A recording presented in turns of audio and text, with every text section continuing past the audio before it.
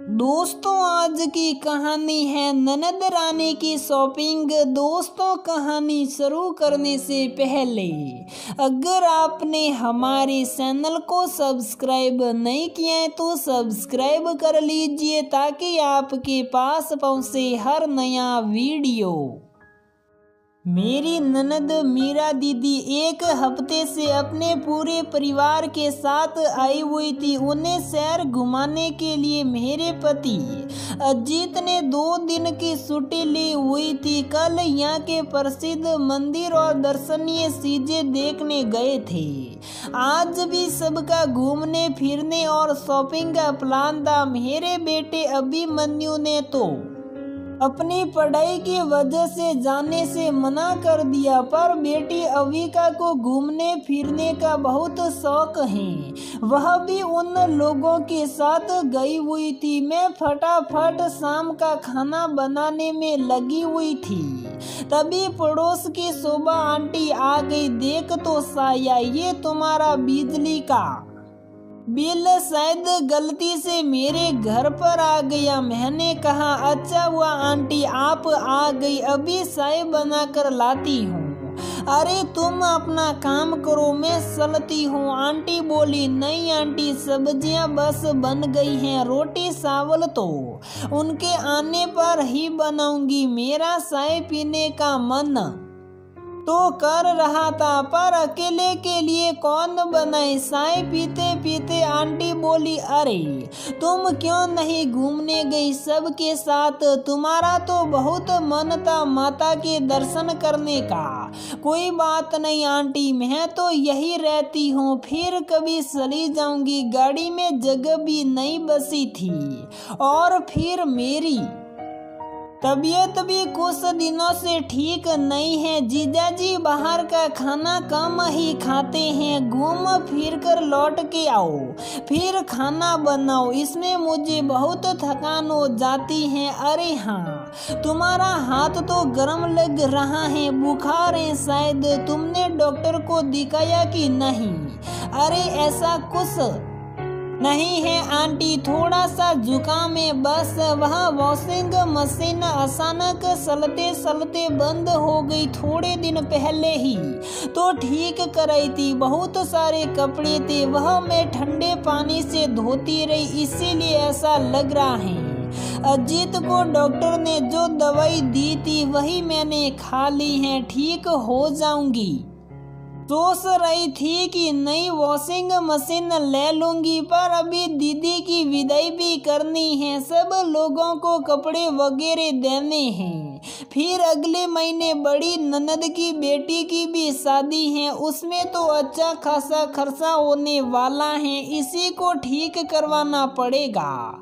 देखो साया बेटा, मैं तुमसे उम्र और तजुर्बे मैं बड़ी हूँ, इसलिए कह रही हूँ, सबका ध्यान रखने के साथ साथ खुद का ध्यान रखना भी बहुत जरूरी है। अपने हक और मौके को कभी गंवाना नहीं चाहिए। कभी तुम्हारे बच्चों के एग्जाम होंगे, कभी अजीत को छुट्टी नहीं होगी। तुम बस ऐसे ही अपना मन मारती रहोगी। जिन लोगों के लिए तुम महान बन रही हो ना, वह तुम्हें कोई मेडल नहीं दे देंगे। चलो अब मैं चलती हूँ, मेरा पूजा का टाइम हो रहा है। अपना ध्यान रखना और डॉक्टर को जरूर दिखा लेना। मैंने जल्दी अपने बाकी के काम निपटाए। सलाद काट के रखा, चावल भिगो दिए। अभिमन्यु टीवी देख रहा था, उसको भी मैंने खाना खिला दिया। सोचा जब तक ये लोग नहीं आते हैं, चलो थोड़े कपड़े ही प्रेस कर लेती हूँ। रात के 9 बजे ये लोग लौटे। आते ही पहले चाय, फिर खाना खाते खाते 11 बज गई। दीदी और उनकी दोनों बेटियां तनु मनु अपनी शॉपिंग बैग फैलाकर बैठ गई। अविका मेरे गले में बाहें डालकर बोली, मम्मा आप भी चलते ना तो कितना मजा आता, मैंने आपको बहुत मिस किया। पापा ने मुझे भी एक सुंदर सी ड्रेस दिलवाई है। सब अपनी अपनी ड्रेस पहनकर देखने लगे। तनु अविका की ड्रेस पहनकर बोली, मुझे इसका कलर ज्यादा अच्छा लग रहा है, इसमें मैं मोटी भी नहीं लग रही हूँ। अविका तो गोरी और पतली है, इस पर तो कोई भी कलर अच्छा लगेगा। हाँ तो ले लेना, मीरा दीदी ने कहा। अविका का मुंह उतर गया, वह कुछ नहीं बोली। मैंने अजीत की तरफ देखा, उन्हें भी अच्छा नहीं लगा, पर बहन के आगे कुछ नहीं बोले। अविका चुपचाप अपने कमरे में सोने चली गई। मैं भी जल्दी जल्दी काम समेटकर अपने कमरे में आ गई। अगले दिन शाम की दीदी की ट्रेन थी। मैं रात की बात को लेकर सबका मूड खराब नहीं करना चाहती थी, इसलिए मैं नॉर्मली रही। मैंने अविका को भी प्यार से समझा दिया, वह तो आखिर मेरी ही बेटी है। समझ गई। दीदी को साड़ी, जीजाजी को सूट, बच्चों को कपड़े, मिठाई उपहार देकर विदा किया। उनके जाने के बाद सोचने बैठी तो कितनी पुरानी घटनाएं याद आने लगी। शादी के बाद 3-4 दिन मायके रहकर जब ससुराल पहुंची, अच्छी अच्छी साड़ियां पता नहीं कहाँ चली गई। पूछा तो पता चला, अरे तुम इतनी साड़ियों का क्या करती।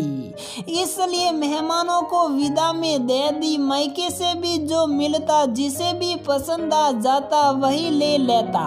देखने में सेहतमंद थी, इसलिए बीमार भी पड़ती तो लोगों को लगता कि हट्टी कट्टी तो है, इन्हें कौन सी कमजोरी है। और मैं बिना कुछ कहे सारा काम करती रहती।